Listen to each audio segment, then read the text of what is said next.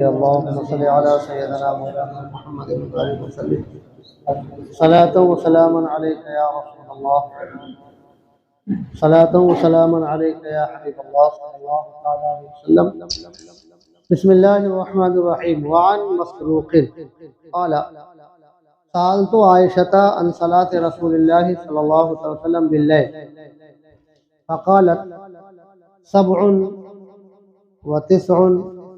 و11 رکعة سوا رکعة الفجر رواہ البخاری۔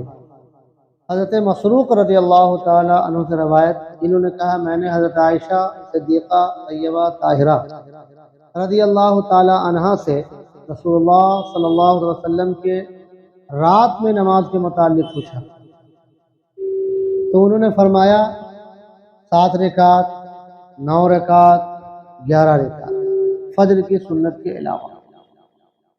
یہ تہجد کی بات چل رہی ہے، رات میں نماز پڑھنے کی بات چل رہی ہے۔ تو ہم نے پہلے کل بھی عرض کیا تھا کہ تہجد کی نماز کم سے کم 2 رکعت ہے، زیادہ سے زیادہ 12 رکعت ہے، اور زیادہ تر عمل آپ کا 8 رکعت پر، زیادہ تر حضور 8 رکعت پڑھتے ہیں۔ اس میں بیچ والا عمل بتایا جا رہا ہے جو ان سے پوچھا گیا کہ حضور کتنے رکعت پڑھتے تھے، تو یہ کہتی ہیں 7 رکعت، یعنی کبھی 7 پڑھتے تھے تو 4 رکعت تہجد اور 3 رکعت وتر، کبھی 9 رکعت پڑھتے تھے 6 رکعت تہجد 3 رکعت وتر، کبھی 11 رکعت پڑھتے تھے 8 رکعت تہجد اور 3 رکعت۔ یہ لاسٹ والے پر زیادہ عمل تھا، یعنی حضور کا زیادہ عمل 8 رکعت تہجد اور 3 رکعت وتر، یہ عمل۔ اور حضرت عائشہ رضی اللہ تعالیٰ سے اس لیے پوچھا گیا کہ چونکہ یہ نماز رات میں پڑھی جاتی تھی، اور رات میں عام طور پہ سب لوگ گھر پہ رہتے ہیں، سرکار صلی اللہ علیہ وسلم بھی گھر میں رہتے تھے رات میں، تو گھر کا عمل بیوی بہتر بتاوے گی کہ گھر میں کیا عمل ہے ان کا، اور بیوی میں بھی حضرت عائشہ صدیقہ سب سے زیادہ ذہین، فطین، عالمہ، فاضلہ، اس سے ان سے زیادہ لوگ پوچھتے تھے رات کے متعلق، اور بھی دیگر متعلق ان سے زیادہ پوچھتے تھے کہ یہ زیادہ معلومات رکھتے تھے، اس سے ان سے لوگ پوچھتے رہتے تھے۔ وعن عائشہ قالت کان النبی صلی اللہ تعالی وسلم اذا قام من اللیل لیصلی افتتح صلاته برکعتین خفیفتین رواہ مسلم۔ حضرت عائشہ رضی اللہ تعالی عنہ سے روایت، یہ کہتی ہیں کہ نبی کریم صلی اللہ علیہ وسلم جب رات میں اٹھتے تھے نماز پڑھنے کے لیے تو اپنی نماز کو 2 ہلکی رکعات سے شروع کرتے تھے۔ پہلی 2 رکعت جو پڑھتے تھے وہ مختصر ہوتی تھی، یہ پہلی 2 رکعت جو ہوتی تھی ہلکی والی، یہ تحیۃ الوضو ہوتی تھی۔ وضو کرنے کے بعد جو 2 رکعت پڑھی جاتی ہے وہ کہلاتی ہے تحیۃ الوضو۔ تو یہ 2 رکعت نماز حضور کی تحیۃ الوضو، اس کو مختصر، یعنی تحیۃ الوضو پڑھنا اور مختصر پڑھنا یہ سنت۔ باقی نماز سرکار صلی اللہ علیہ وسلم کی طویل ہوتی تھی، یہ نماز مختصر پڑھ کے تہجد کے لیے کیا ہو جاتے تھے، کھڑے ہو جاتے تھے۔ یہ جو ہلکی رکعت والی بیان ہوا وہ کون سی نماز ہے، تحیۃ الوضو۔ وعن ابی ہریرہ قال قال رسول اللہ صلی اللہ علیہ وسلم اذا قام احدکم من اللیل فلیفتتح الصلاۃ برکعتین خفیفتین۔ یہاں بھی حضرت ابو ہریرہ رضی اللہ تعالیٰ سے روایت، اوپر حضرت عائشہ راوی تھی، ابو ہریرہ رضی اللہ تعالیٰ سے روایت ہے، انہوں نے کہا کہ رسول اللہ صلی اللہ علیہ وسلم نے فرمایا جب تم میں سے کوئی نماز کے لیے کھڑا ہو، یہ حضور اب کہہ رہے ہیں قوم کو، یعنی امت محمدیہ کو، تم میں سے جب کوئی نماز کے لیے کھڑا ہو، رات میں نماز کے لیے کھڑا ہو، تو نماز کو شروع کرے 2 ہلکی رکعت، یعنی وہ تحیۃ الوضو پڑھ لے۔ ہمارے لیے تو خیر اختیار ہے تحیۃ الوضو سے ہلکی سے کر لے، یا آپ تہجدی پڑھنا چاہ رہے ہیں تو پہلے ابتداءً تھوڑی مختصر، تاکہ پھر اور اس کو زیادہ پھر زیادہ، کیونکہ ایک بیگ لمبی رکعت تو تھک جاتا آدمی پہلے، اور اگر پہلے ذہن بن گیا کھڑا ہونے کا، بیٹھنے کا، یہ ذہن حاضر ہو گیا، رب العالمین کی بارگاہ میں حاضری ہو گئی، اب لمبی خیرت ہو رہی ہے، تو سرکار نے ہمیں حکم بھی دیا کہ جب تم میں سے کوئی نماز کے لیے رات میں نماز کے لیے کھڑا ہو تو 2 رکعت ہلکی 2 رکعت سے شروع کرے نماز۔ تو یہ بھی مستحب حکم ہے۔ وان ابن عباس رضی اللہ تعالی عنہ قال بت عند خالتی میمونہ لیلۃ والنبی صلی اللہ علیہ وسلم عندہا۔ حضرت عبداللہ ابن عباس رضی اللہ عنہ سے روایت، انہوں نے کہا کہ میں نے اپنی خالہ میمونہ کے پاس رات گزاری۔ یہ میمونہ ان کی تو خالہ ہے، ان کی خالہ ہے، حضور کی زوجہ، تو ان کے پاس رات گزاری۔ والنبی صلی اللہ علیہ وسلم عندہا، اس حال میں کہ نبی کریم صلی اللہ علیہ وسلم ان کے پاس ہے، یعنی رات ان کی باری تھی۔ حضور نے باری تقسیم فرما دی تھی بیویوں کے درمیان، یہ جس رات کا بیان ہو رہا ہے اس رات میں باری حضرت میمونہ کی تھی۔ تو انہیں وہاں پہ ٹھہرے کہ دیکھتا ہوں رات میں حضور کا کیا عمل ہے، میں خود اپنی آنکھ سے دیکھتا ہوں کہ رات میں حضور کیا کرتے ہیں۔ خیر، رات گزاری۔ فتحدث رسول اللہ صلی اللہ علیہ وسلم مع اہلہ، تو رسول اللہ صلی اللہ علیہ وسلم نے اپنی اہل کے ساتھ گفتگو کی، ساعتن تھوڑی دیر، یعنی عشاء پڑھنے کے بعد گھر تشریف لائے اور تھوڑی دیر اپنے اہل سے یعنی بیوی سے کیا کیا، گفتگو کی۔ یہ گفتگو مختصر، اصل میں عشاء کے بعد جتنا جلد ہو سکے سو جانے کا حکم ہے، وہ اس لیے تاکہ فجر قضا نہ ہو۔ جتنا رات تک جاگیے گا فجر قضا ہوگی، اور فجر پڑھنا کیا ہے، فرض ہے۔ تو اس لیے رات کا عمل سرکار کا بہت جلدی سو جاتے تھے اور سونے کا حکم بھی دیتے تھے کہ رات میں جلدی کیا ہو جاؤ، سو جاؤ، بلکہ باضابطہ منع کیا رات میں بات کرنے سے، عشاء کے بعد بات کرنے سے منع فرمایا۔ تو وہ علماء فرماتے دنیاوی گفتگو سے منع فرمایا۔ یہاں پر جو یہ بات آئی کہ اللہ کے رسول صلی اللہ علیہ وسلم نے اپنے اہل سے گفتگو فرمائی تھوڑی دیر، خود تھوڑی دیر کی بات بھی ہے۔ اب تھوڑی دیر یا تو دینی گفتگو تھی یا دنیاوی گفتگو بھی تھی، تو تھوڑی تھی۔ بیوی سے گفتگو کرنا رات میں یہ بھی نیکی ہے، اہل و عیال سے گفتگو کرنا رات میں، ظاہر اب دن بھر تو آپ کام کر رہے تھے، ابھی گھر میں آئے ہیں تو ان کا بھی حق ہے، تو ان سے رات میں گفتگو کرنا یہ بھی کیا سنت ہے، لیکن اتنی نہ ہو کہ فجر قضا ہو۔ تو تھوڑی دیر گفتگو فرمائی، ثم رقد، پھر سو گئے۔ فلما کانا ثلث اللیل الاخر او بعضہ، پھر آخری رات کا تہائی حصہ یا کچھ حصہ ہوا، قعدا، اٹھ کے بیٹھ گئے۔ فنظر الی السماء، پھر آسمان کی طرف نظر فرمائی، فقرا، یہ پڑھا، ان فی خلق السماوات والارض واختلاف اللیل والنہار لآیات لأولی الالباب حتی ختم السورہ۔ پھر یہ پڑھی کہ بے شک آسمانوں اور زمین کی تخلیق میں اور رات اور دن کے آنے جانے میں نشانی ہے، لأولی الالباب، عقل مندوں کے لیے۔ پوری سورہ ختم تک پڑھی، یعنی پورے سورہ بقرہ کی آیت ہے، دوسرے پارے کی آیت ہے۔ ایک تو روایت میں کہ پوری سورہ بقرہ پڑھی، ایک میں کہ 10 آیت پڑھی، یعنی جو اس طرح کی آیتیں تھیں اس کو پڑھی۔ اس کے بعد ثم قام الی القربہ، پھر مشکیزے کے پاس کھڑے ہوئے، فانطلقا شناقہا، تو اسے کھولا، ثم صب فی الجفن، پھر اسے پانی میں ڈالا، ثم توضا، پھر وضو کیا، وضوءا حسنا بین الوضوءین، پھر بہترین وضو کیا دو وضو کے درمیان، میانہ وضو، درمیانی وضو کیا، نہ بہت مطول نہ بہت مختصر، درمیانی وضو فرمایا۔ لم یکسر وقد ابلغا، پانی زیادہ نہ بہایا لیکن پورا دھو لیا، وقد بلغا، پانی ہر ایک تک پہنچا دیا، یعنی زیادہ خرچہ نہ فرمایا پانی کو، لیکن ایسا بھی نہ رہا کہ سوکھا رہا کوئی عضو، وقد بلغا، پانی ہر ایک تک پہنچا دیا، یعنی اعضائے وضو جو دھلے جاتے ہیں ہر ایک تک پانی پہنچا دیا، درمیانہ وضو تھا۔ فقامہ، پھر کھڑے ہو گئے فصلی، نماز پڑھنے لگے۔ فقمت، میں بھی کھڑا ہوا، وتوضأت، میں نے بھی وضو کیا، فقمت عن یسارہ، اور حضور کے بائیں طرف میں کھڑا ہو گیا۔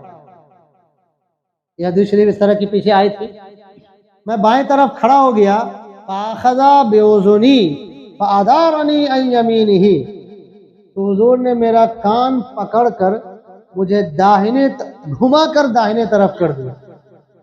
یہ پیچھے حدیث شریف آئی تھی, کان پکڑا اور دائیں طرف کر دیا. وہاں پر یہ بات ہم نے کہا تھا کہ یہ بہت مختصر یہ ہوا, یعنی ایسا نہیں کہ ہم گھما رہے ہیں اور بالکل عمل کثیر ہو گیا, ایسا نہیں. 3 قدم سے کم میں کام ہو. نماز میں 3 قدم چلنا یہ عمل کثیر ہے. نماز میں جیسے عمل کثیر سے نماز فاسد ہو جاتی ہے. کنکڑی ہے, آپ سجدہ کر رہے ہیں, کنکڑی چبھ رہی ہے, 2 بار ہٹانے کی اجازت ہے. ایک رکن میں 3 بار ہٹ گیا, عمل کثیر ہو گیا, نماز فاسد. کوئی بھی ایسا کام اتنے میں کھجلا ہی رہے ہیں, 2 مرتبہ ایک رکن میں کھجلانے کی اجازت ہے, ضرورتاً, بلا وجہ ادھر ادھر نہیں, ضرورتاً. لیکن 3 بار کھجایا, نماز عمل کثیر ہو گیا. یا ایک ہی مرتبہ کھجلایا, کافی دیر تک کھجلا دیا, تب بھی نماز کیا ہو گئی؟ فاسد ہو گئی. یہ کہلاتا ہے عمل کثیر. اسی طرح سے یہ گھمانا. اب یہاں پہ سوال ہوتا ہے بھائی گھمایا تو یہ 3 قدم سے کم چلایا ہوا. جو گھومنا ہوا بائیں سے دائیں طرف, وہ 3 قدم سے کم ہوا, لہذا یہ عمل کثیر نہیں ہے. فتتامت صلاته 13 رکعتا. پھر حضور نے 13 رکعت مکمل کی. ثم التجع, پھر لیٹ گئے. فناما, یہاں تک کہ سو گئے. حتی نفخا, یہاں تک کہ خراٹے آنے لگے, یعنی کافی نیند سے ہو گئے, خراٹے آنے لگے. وکانا اذا ناما نفخا, حضور جب سوتے تھے خراٹا لیتے تھے. خراٹا حضور کا کسی بیماری یا کسی مرض یا کسی پرابلم کی وجہ سے نہیں تھا. نیند جب گہری آتی ہے تو خراٹے آتے ہیں. خراٹے آنا یہ نیند کے کمال دلیل ہے کہ کافی نیند آ رہی ہے. اطمینان والی نیند کی دلیل ہے خراٹا آنا. تو اس لیے سرکار صلی اللہ علیہ وسلم خراٹا بھی لیتے تھے. خیر لیا. فاذنہ بلال بالصلاۃ, پھر بلال نے انہیں نماز کے لیے بلایا.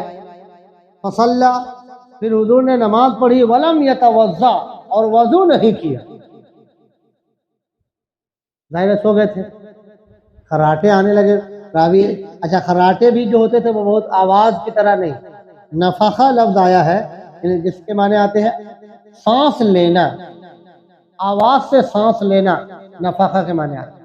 یعنی وہ تیز تیز سانس اس میں آنے لگا, اس طرح کی آواز آتی تھی.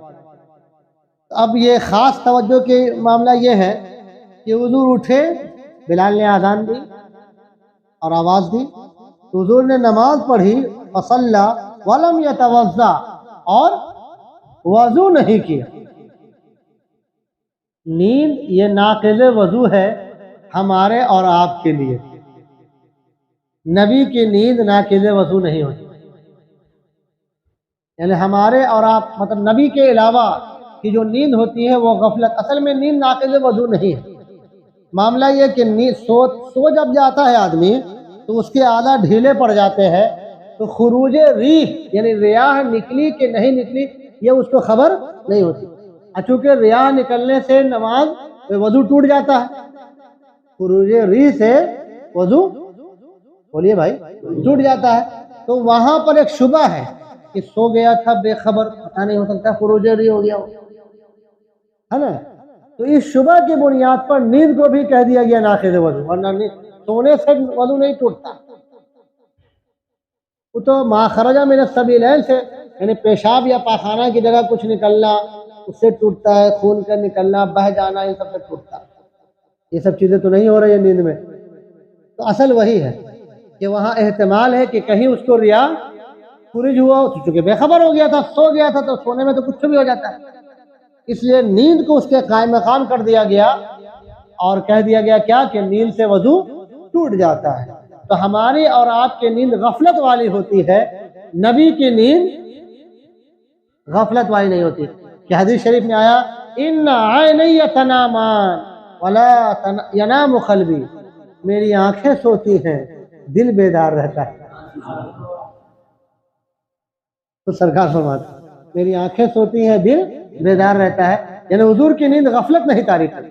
اچھا غفلت نہیں طاری کرتی تو پورے حواس میں کہ کیا ہو رہا ہے کیا نہیں ہو رہا ہے. لہذا اس لیے سرکار کی نیند بلکہ نبی کی نیند وضو نہیں توڑتی. اس لیے حضور اٹھے، باضابطہ نماز پڑھی اور وضو نہیں فرمایا کہ وضو ٹوٹا ہی نہیں. لیکن ہمارے اور آپ کے ساتھ یہ معاملہ نہیں ہے. ہم جب سو گئے نیند آ گئی ہم کو کیا اٹھیں گے تو وضو کرنا پڑے.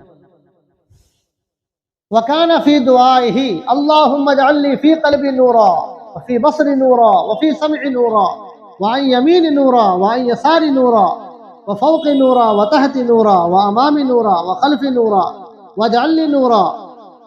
اور حضور صلی اللہ علیہ وسلم اپنی دعا میں یہ کہہ رہے تھے اے اللہ میرے دل میں نور دے دے، میری آنکھوں میں نور دے دے، میرے کان میں نور دے دے، میرے داہنے طرف نور دے دے، میرے بائیں طرف نور دے دے، میرے اوپر نور دے دے، میرے نیچے نور دے دے، میرے آگے نور دے دے، میرے پیچھے نور دے دے. وَاجْعَلْ لِي نُورًا، مجھے نور عطا فرما. اب حضور تو خود سراپا نور، پھر مزید نور کے لیے دعا فرما رہے ہیں. سراپا نور، قرآن نے کہا قد جاءکم من اللہ نور، تمہارے پاس نور آیا، وکتاب مبین، اور روشن کتاب. تو نور سے مراد حضور صلی اللہ علیہ وسلم، اور کتاب سے مراد قرآن مجید. تو مزید نور کے لیے دعا فرما رہے ہیں. آگے دوسری وزاد بعضهم، اور بعض محدثین نے راوی نے زیادہ کیا ہے کہ حضور نے یہ بھی فرمایا وفی لسان نورا، یعنی میری زبان میں نور عطا فرما.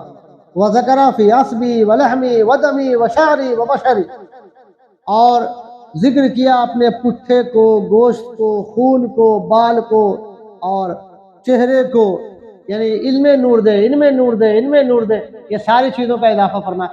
اب یہ جو دعا فرماتے تھے، اچھا تھوڑا سا پڑھ لیجیے. وفی روایت لہما واجعل لی فی نفسی نورا واعظم لی نورا، اور ان دونوں کی روایت میں یہ بھی ہے کہ میری جان میں نور عطا فرما اور میرے لیے نور کو بڑھا.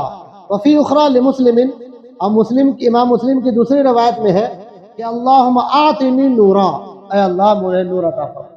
یہاں پر جو ایک بات آئی وَأَعْظِمْ لِي نُورًا، میرے لیے نور بڑھا، یعنی یہ ساری جو دعائیں ہو رہی ہیں یہ نور کے اضافے کے لیے ہو رہی ہیں.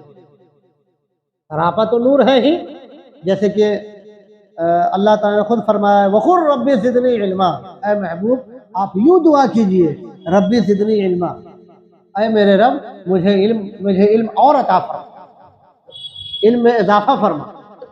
اسی طرح سے نور کا اضافہ، یعنی یہ جو نور مانگی جا رہی ہے، آگے نور، پیچھے نور، دائیں نور، بائیں نور، اوپر نور، نیچے نور، یہ جو فرمایا جا رہا ہے، دعا جو کی جا رہی ہے، یہ مزید نور کے لیے.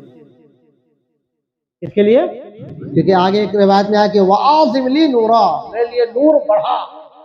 تو معلوم ہے جہاں بھی اس طرح کی دعائیں ہیں وہ نور کے اضافے کے لیے سرکار صلی اللہ علیہ وسلم کیا کرتے تھے؟ دعا کرتے تھے. اب یہ رہی، علماء نے فرمایا ہے، تین تشریح کی گئی ہے کہ یہ دعا کب ہوتی. ایک تو کہا کہ تہجد میں یہ دعا فرماتے ہیں، ایک یہ کہ وتر میں یہ دعا فرماتے ہیں وتر کے بعد، اور ایک یہ کہ فجر کی 2 سنت پڑھنے کے بعد یہ دعا فرماتے ہیں. تینوں تشریح علماء نے فرمائی. ممکن ہے کہ تینوں جگہ دعا ہوتی ہو، کبھی وہاں کر لیا، کبھی وہاں کر لیا، کبھی وہاں کر لیا. تو یہ دعا علماء نے لکھا، صوفیاء کرام نے، یہ دعا بڑی مفید ہے. اگر یہ دعا مانگی جائے، یہ دعا اگر مانگی جائے نا ہم لوگ امت محمدیہ، تو دین اور دنیا دونوں کی بڑی برکتیں ظاہر ہوتی ہیں. اس وقت تہجد میں یا تہجد کے بعد جو وتر پڑھتے ہیں اس میں، وتر کے بعد مطلب نماز کے بعد کہی جا رہی ہے، یا پھر فجر کی سنت جو پڑھتے ہیں اس کے بعد. اللہم صلی علی سیدنا مولانا محمد مبارک وسلم صلاۃ و سلاما علیک یا رسول اللہ صلی اللہ تعالی علیہ وسلم.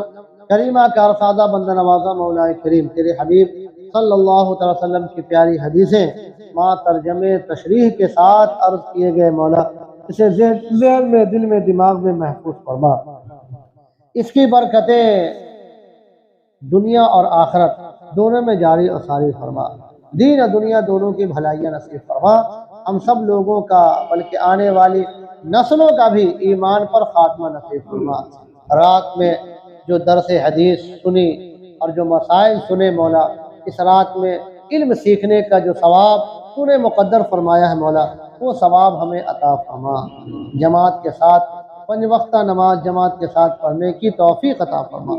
صلی اللہ تعالی علی خیر خلقہ محمد وعلی آلہ واصحابہ وازواجہ وذریاتہ اجمعین برحمتک یا ارحم الراحمین، لا الہ الا اللہ۔